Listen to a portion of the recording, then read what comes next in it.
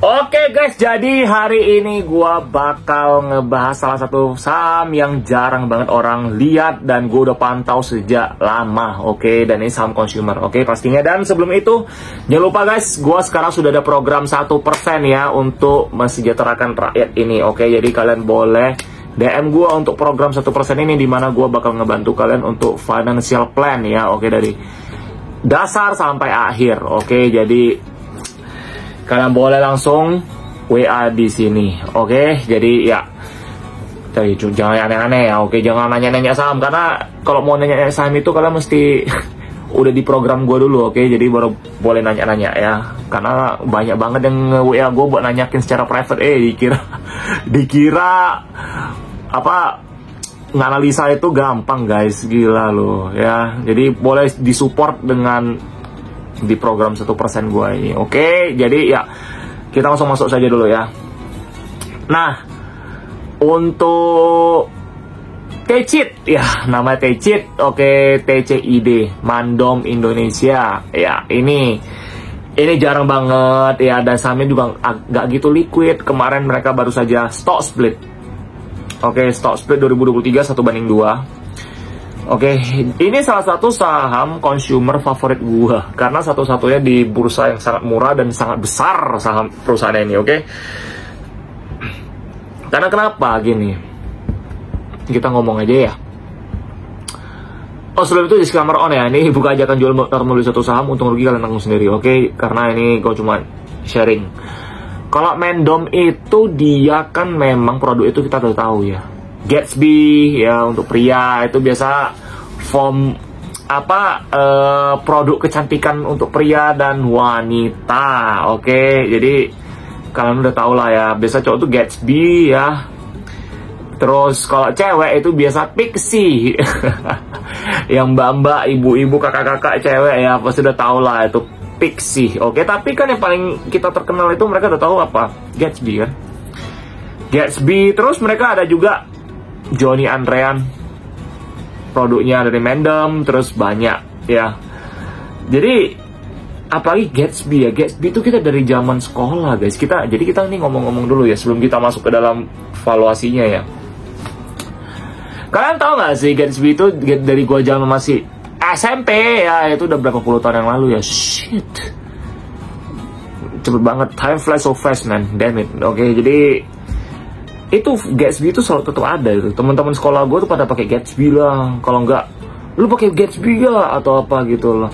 Jadi memang mungkin sekarang agak kurang terdengar karena mungkin banyak produk-produk lain ya, kompetitor dan sebagainya lah ya. Cuma memang kan kalau yang seperti kita ketahui bahwasannya di lapangan itu memang masih banyak itu Gatsby kan mereknya kan. Gitu loh. Nah, mungkin pertanyaan kalian, cuman bang ini kenapa sahamnya rugi ya? Oke, nah ini gue kasih kalian tahu. Ini dari apa yang gue analisa ya, disclaimer on ya.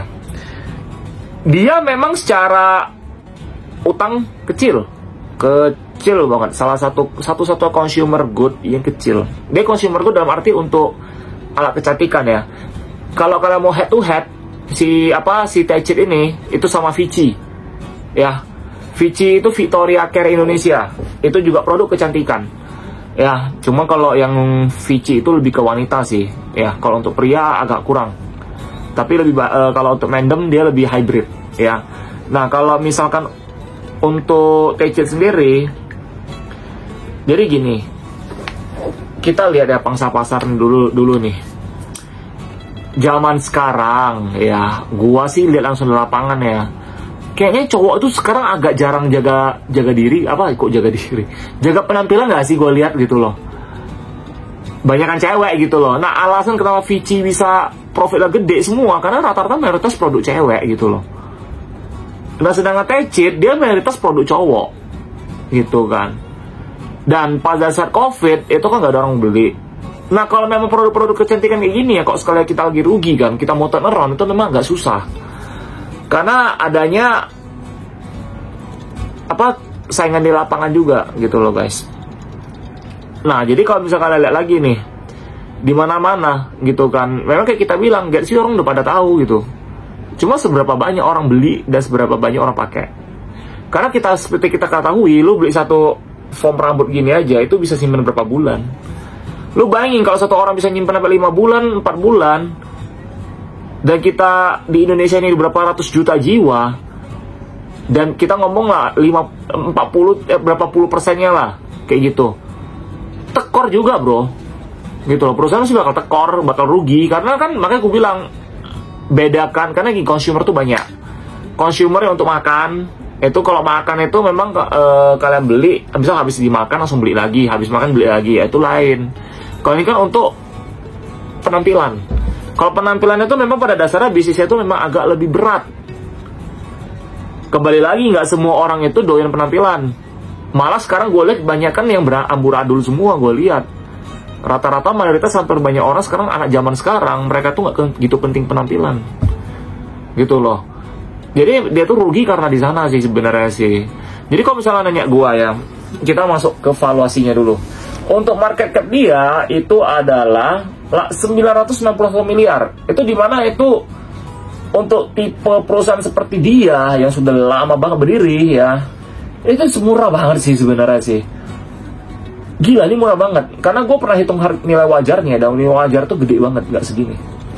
Enggak. Kalau kalian nanya gue, apakah dia bisa balik ke harga wajarnya? Bisa, tapi nggak tahu kapan. Itu aja sih. Bisa banget, tapi nggak tahu kapan. Cuma gue percaya perusahaan ini bakal bisa turn around suatu saat nanti. Karena gue udah mau beli juga nih sahamnya. Oke, cuma ini bakal long term sih. Ini bakal long term banget. Jadi kalau memang yang nggak siap, nggak usah. Dan kita balik lagi di konten gue ini, kita fokus ke bisnis dan value investing. Jadi kalau misalnya ada yang kemarin gue baca nanya, bilang katain gue ya bahwasannya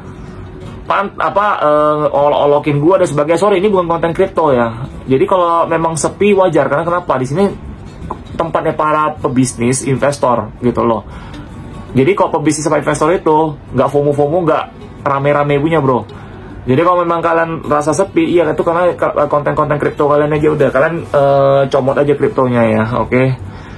Memang agak toksik sih, orang-orang kripto itu toksik banget sih. Cuman ya fuck it aja lah ya. Nah terus kalau untuk dividen, dia ada dividen juga ya. Tahun ini baru aja bagi dividen lagi. Oke. Bulan 6 kemarin dia baru bagi juga ya. Itu 3%-an ya. Jadi dia bagi dividen juga meskipun dia lagi rugi. Makanya gue bilang nih bagus cuy perusahaannya. Utangnya juga kecil ya. Jadi kalau prospeknya gimana bang? Kalau menurut kalian nanya gue ya, prospeknya tuh berliku sih gue bilang sih. Jadi dia tuh butuh waktu. Karena gak gampang guys ya, bisnis produk kecantikan tuh gak gampang. Jadi dia tuh mesti benar-benar berinovasi atau udah mulai ekspansi gitu loh. Karena tuh gak gampang. Cuma gue sendiri sih suka sih sebenarnya sih ya. Simple, gampang bisnisnya, udah gitu aja sih. Dan gue definitely bakal beli gitu loh. Untuk harga wajarnya masih jauh, dan gue ini bisa ambil kesimpulan ini bakal lama banget baru sampai ke nilai wajarnya. Karena kalau perusahaan consumer itu nggak secepat itu. Jadi guys, kita itu mesti bisa belajar mana perusahaan yang perusahaan-perusahaan yang hopeless dan perusahaan-perusahaan yang ada harapan. Jadi itu dua berbeda ya, hal yang berbeda ya. Rugi dalam arti, contoh paling nyata tuh Beef. Itu bukan perusahaan hopeless. Itu dulu waktu dia masih rugi dan sebagainya, itu kan kalau kayak Beef itu kan rugi gara-gara dia kesalahan manajemen doang.